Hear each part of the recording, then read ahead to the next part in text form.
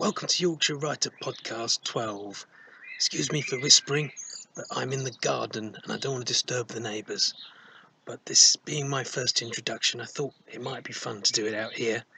So this is our lovely interview we had recently with Stuart Larner, writer of Guile and Spin, a cricket novel. It's a very good sport, definitely dressed for the part, and I think you'll enjoy it.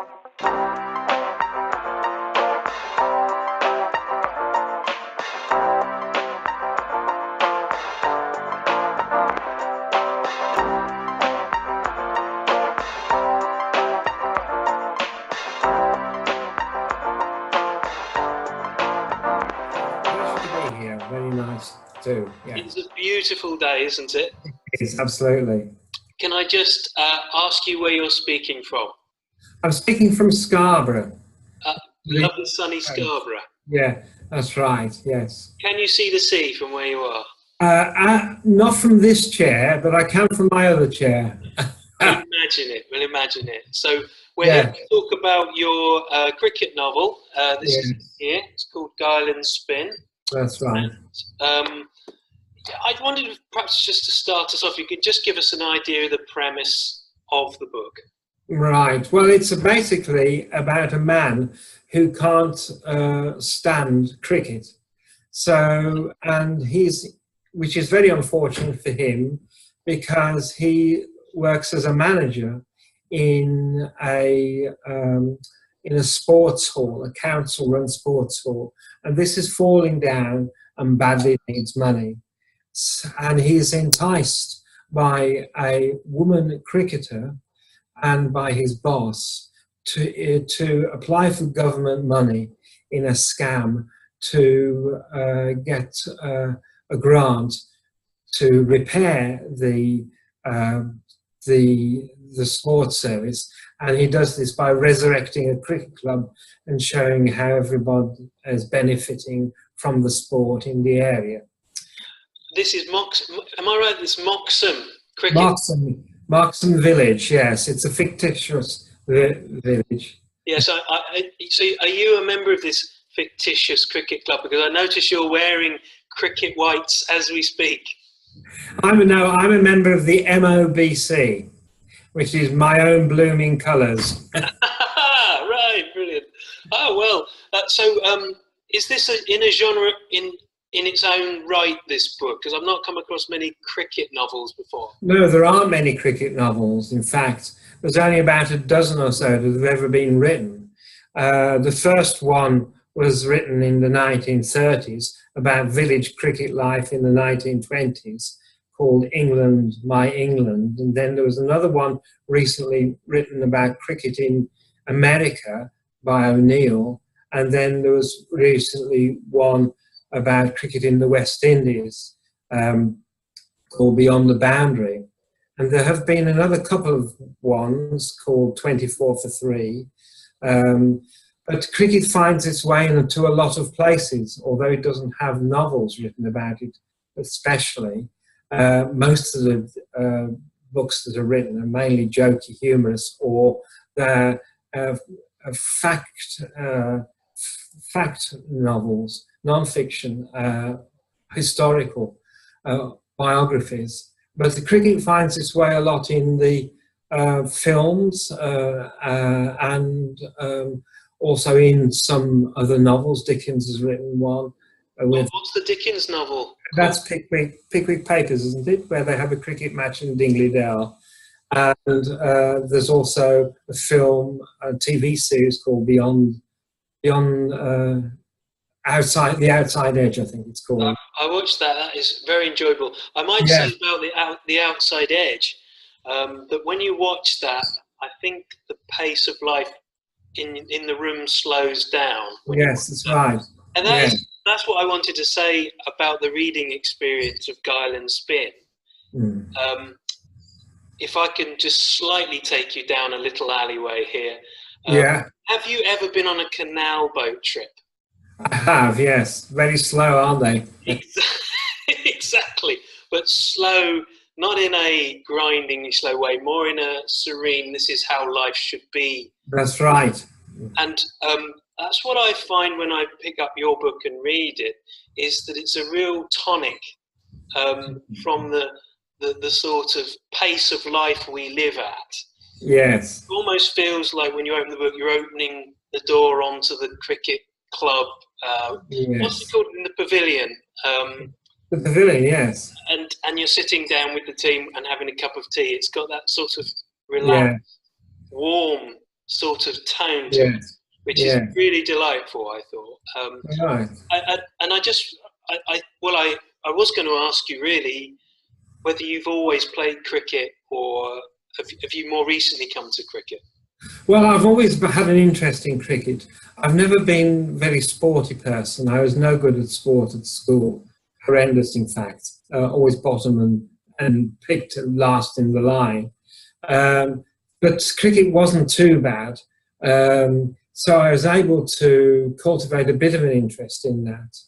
And I didn't really play a lot of cricket until I had a midlife crisis, when I thought, I've reached my 50s now.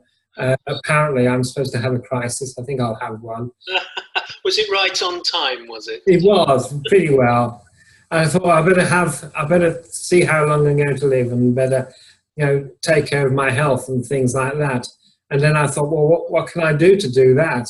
And then I thought, well, perhaps I can take an interest in cricket. So in the same way that the character in the book has been made or led into resurrecting a cricket club, I had to resurrect my cricket life in order to save myself. Oh my goodness, what a fantastic story. Yes. So it's a little bit autobiographical in a way. Yes. Yeah, well, because I am a retired psychologist, so I tend to see psychology in everything. You can hardly do anything these days or write anything without realizing, oh my God, that's from some kind of complex or other. So I suppose that's perfect for an author, because you need to know about the psychology of your characters and how they interact, don't you, to make it realistic. That's right, yes. So is your psychology background brought into this book in any way directly? It is, because one of the characters in the book, called Fardeep, is a cricket coach, and he uses various techniques to entice Jeremy, who's the hero, to actually play better cricket. I'm not necessarily saying that these are actually straight from mainline sports psychology and are guaranteed to work, but I think it's interesting ideas, a lot of them are, and they do work to some extent sometimes. So have you got, it might be nice to hear a little passage from the book. I think, have you got a little passage you could read us, perhaps? I can do. This is where, in fact, Jeremy is just practicing in some nets, in the cricket nets, and they've advertised for players to resurrect the club, and no one has turned up. Yeah, I remember this scene well. Yeah. So that's still, it's happened in real life, no doubt.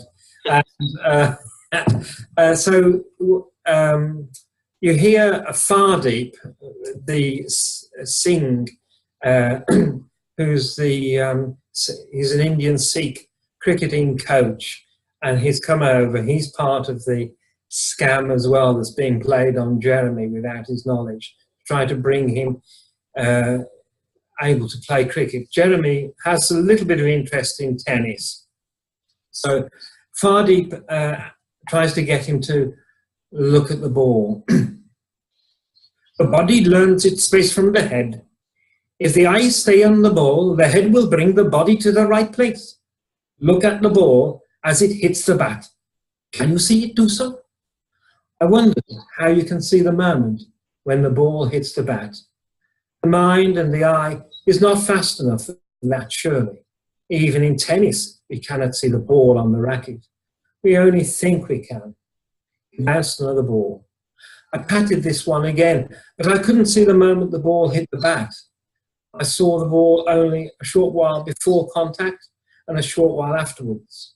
You must believe that you can see it. To achieve that, there is a way. You must behave as though you have seen it. Do ghosts exist? I don't know. I've never seen one, I said as I struck another ball. No, that is because your mind does not want to see them. But if you believed in them, you would see them. People haven't seen them, except very few. Clearly, those people who want to believe in them will see them. Similarly, flying saucers. People want to believe in life from other planets, and those who are ready to believe will see them. He dropped another ball, and I struck it and felt the soft splat of a tennis ball and the bat, and saw the ball speeding away. I had a surge of accomplishment. Yes, see, you have done it. That is subliminal perception. So it is with you. Your eyes can see the ball, but your mind will not let them. You must always look for it, even though you don't think you can see it. Stare deeply down into the ball. Even though you don't know it, part of your mind will see it. Excited, I struck another ball, but not as clearly as the last one. You must be perfectly calm to be able to look into the eye of the shot and see the ball in there. It is a secret which you must learn. It is all slow motion. Your bat will come down very slowly, even though you are there hitting it. In reality, it is very moving at a very fast speed, but to you, you will see it slow. It is like time stopped. Yes, but I don't think I'll have time to see any faster, I said. Oh, yes, you will. There is always time. Wow.